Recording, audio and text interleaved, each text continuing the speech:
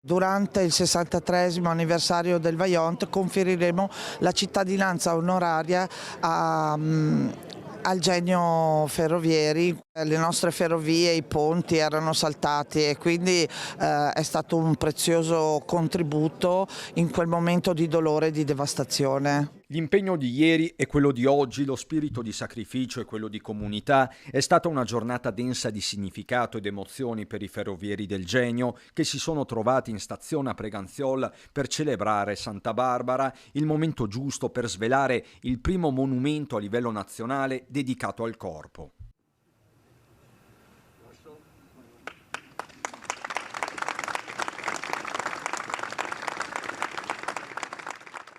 Questo è un monumento che è fatto tutto in marmo bianco di Carrara, dal peso di 45 quintali ed è suddiviso in tre pezzi. C'è la base, poi c'è il pezzo che rappresenta, diciamo, il monumento e una ruota di una vettura ferroviaria che rappresenta la ferrovia, la storia della ferrovia. Una storia che è anche storia collettiva, come peraltro testimoniano i cimeli presenti nella sede di Preganziol, aperta al pubblico in una giornata che ha visto la partecipazione di autorità civili e militari, ma soprattutto la presenza di soci e simpatizzanti da tutta Italia. Alessandro Montanari è capogruppo a Genova.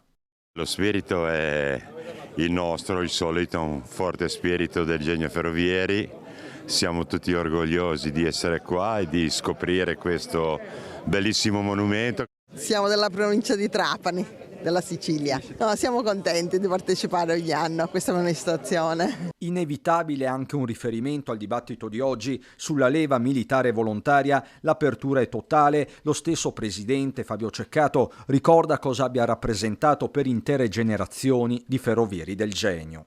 Già da giovani c'erano i colleghi che già a 20 anni, 21 anni dovevano comunque guidare un treno che magari aveva 300-400 persone dietro, un treno viaggiatori. C'era chi doveva comunque a 22-23 anni scambiare delle vie libere per comunque gestire la circolazione dei treni. E quindi questa formazione ci ha portato già subito a dover essere adulti, a dover essere persone coscienziose e persone che hanno dovuto crescere subito, insomma, ecco. E poi c'è il legame tra l'associazione e la cittadina sul Terraglio che da 10 anni ospita la sede nazionale. Preganziol è la sede dell'Associazione Nazionale Ferrovieri del Genio, quindi siamo particolarmente lieti di questo legame che si è consolidato nel tempo. È davvero un aspetto unico e peculiare per la nostra città e ovviamente un orgoglio poterli ospitare.